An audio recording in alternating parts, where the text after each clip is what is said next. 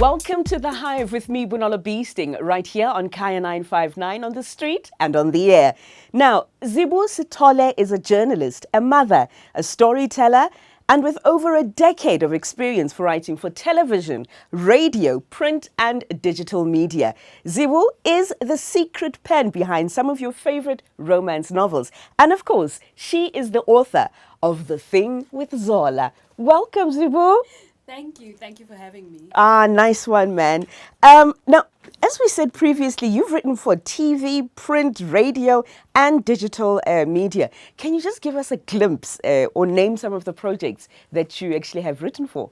So I started my journalism career at The New Age, and then I moved to Move magazine, and then I had a short stint writing for TV at Cherryl, and then after some freelance work, this and that, I settled at All for Women. And it's really strange. After COVID, like most of those places are shut down. Cherryl is shutting down just now. It's really sad, but yeah, I guess. Girl, you got a lot How of the cookie experience. crumbles. Yeah, hey? You grew up in East Rand, lived in Groenewede. I hope I'm pronouncing it correctly. Groenewede, right? And Thokoza is your hometown. Has your upbringing influenced your style of writing and or topics? It has, because it gives me a different perspective, right? Like with The Thing with Zola, it's writing from the inside.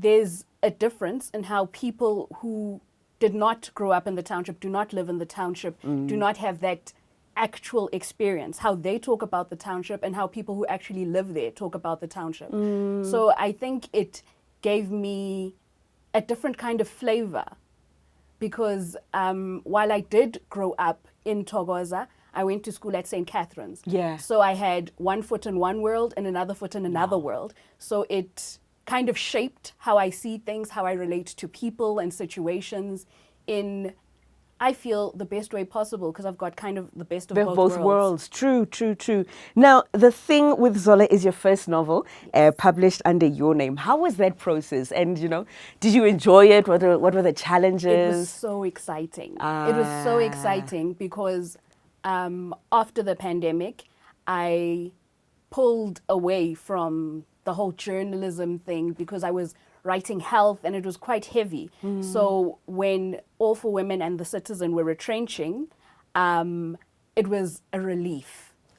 Like, I know being retrenched feels like the worst thing ever, but after being pushed for months, I felt like, whew, okay, now I can focus on me and, remember how to be happy. Because when you're constantly struggling, the simplest things slip your mind. Like, you could go weeks without having a good belly laugh. You can. True. Because you're so focused on surviving, chasing deadlines, doing this, making sure this school project is done. So I pulled away from a lot of things and I slowed my life right down. I moved back home to Thokoza. I deregistered my son from school and started homeschooling. And I started ghostwriting because an opportunity came up, and I'm not the typical person you think of when you think of romance. A lot of my friends think I'm quite cynical. So I started writing romance and a bit of erotica. Yeah. Hello. And it made me just so happy. I was ghostwriting. My name wasn't on it. So I could go through trial and error under someone else's name, explore, grow.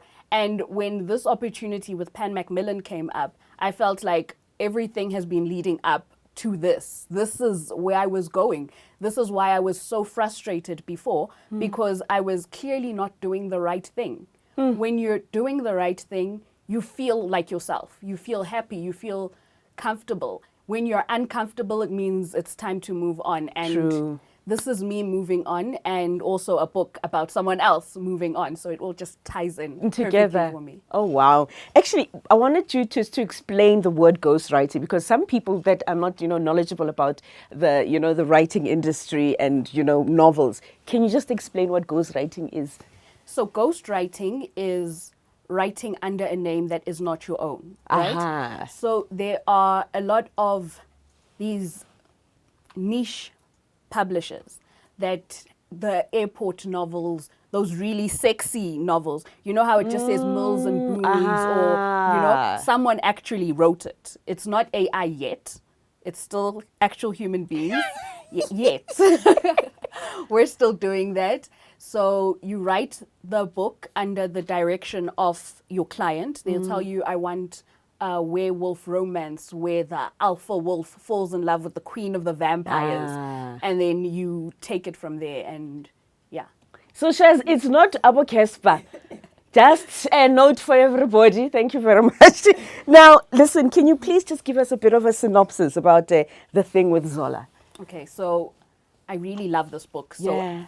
stop me when I start going too far. Please stop me, because I could go on. Zola is young, she's ambitious, and she wants the world, right?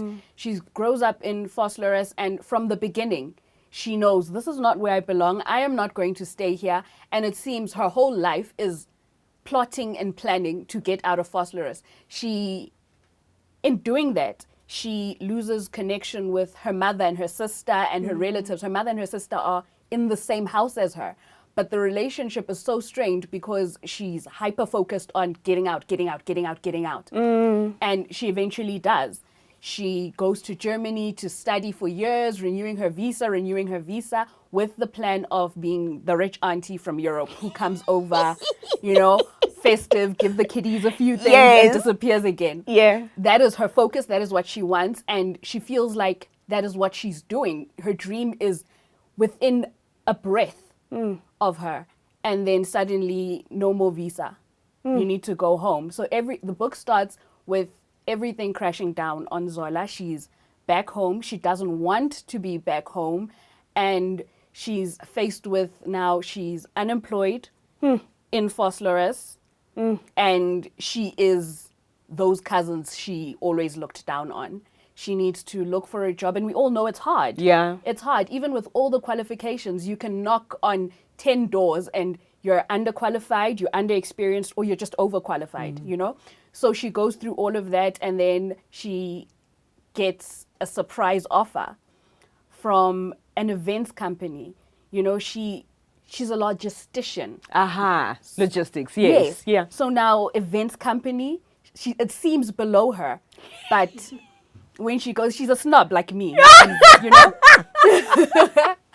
Like, what is this? My planning birthday parties? Yeah. But when she goes there, she meets Oguhle, and she's like, wow, this woman, she smells nice, she looks good, she even looks like she's floating, you know? She is the embodiment of everything I want to be, but she is here.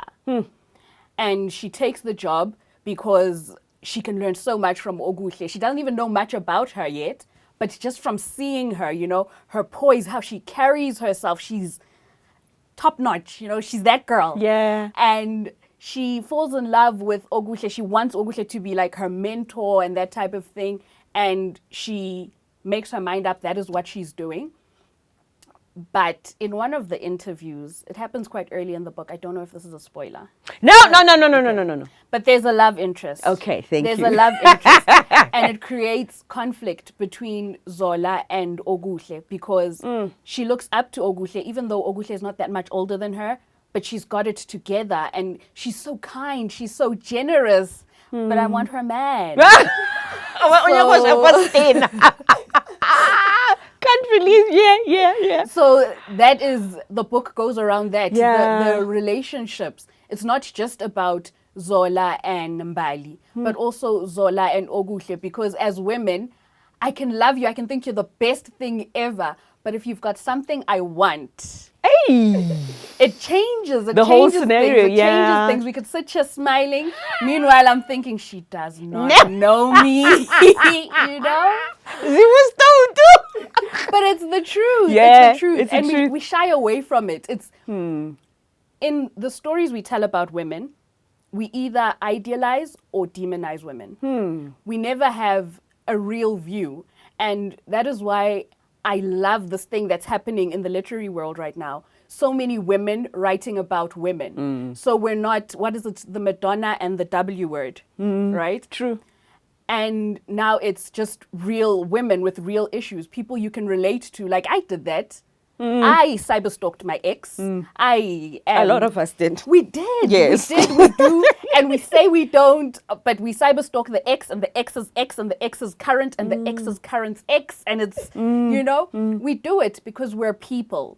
And it's about time we humanize, especially black women. Women, yeah, Yes. yeah. I'm quite happy about that. That, you know, this is about, even the cover. Talking about the cover, because I like, there's an afro there. I need to put it on the cameras. Hi. Now, you were telling us off air that you haven't had the opportunity to actually meet the lady that designed this. I've never met her. Her name is Ayanda Pasha. And there were a few cover ideas that were sent through. Yeah. And I saw this one. And it looks like my nails. It looks like the way I dress. Yeah. It has the afro I had recently lost to alopecia. But it was just perfect. It's as if it was done by somebody I've sat and had conversations with for hours. I was like, this is exactly what you I were want. looking for, yeah. Like, I am not a designer. I could never have come up with that concept. But it's like she took things from my mind without ever meeting me. And I would love to meet her and thank her because it is gorgeous. I could wear that. Hashtag Ayanda Pasha, we are looking for you. Hashtag, please, we're going to make sure we get hold of her somehow.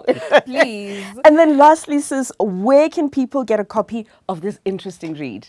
So it's available on most of the online platforms. Yeah. Amazon, Take-A-Lot, exclusive books, bargain books.